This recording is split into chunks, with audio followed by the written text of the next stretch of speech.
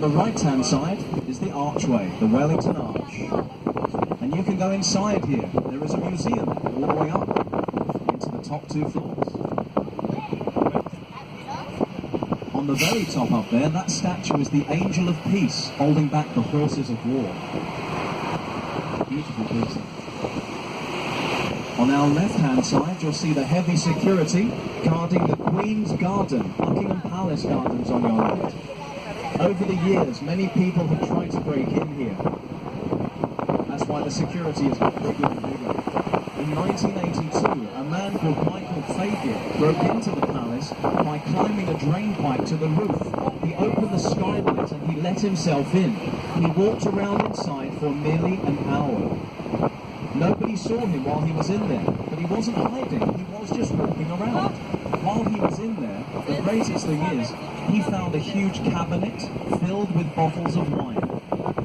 He took one, just for himself. He didn't take it home, he drank it while he was in there. He drank the whole bottle.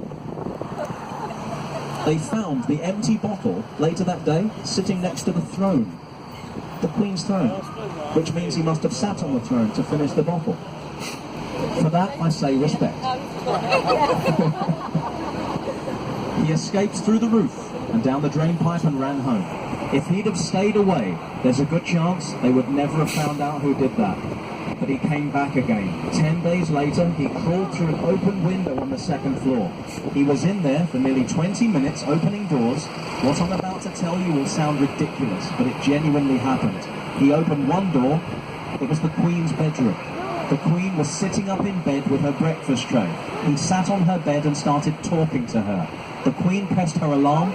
It didn't work, so she distracted him with conversation for 5-10 minutes. Then a maid walked in with a cup of tea. She saw the Queen, she saw Michael Fagan.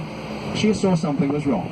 She called for the guards. A very close call. They came in and arrested him. He was kept in a holding cell, but the Queen decided the following day, 24 hours later, not to charge him with anything.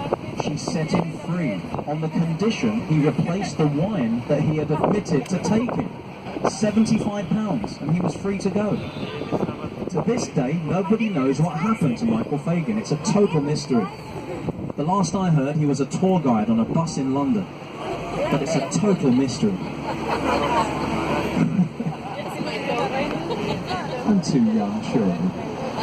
I'm not, sadly. Here to the right, we have a rather beautiful building.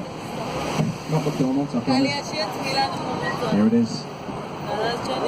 Westminster Cathedral. Not to be confused with Westminster Abbey. That happens a lot. We'll see the Abbey in a minute. Many of the biggest Catholic events in the country, they occur in here.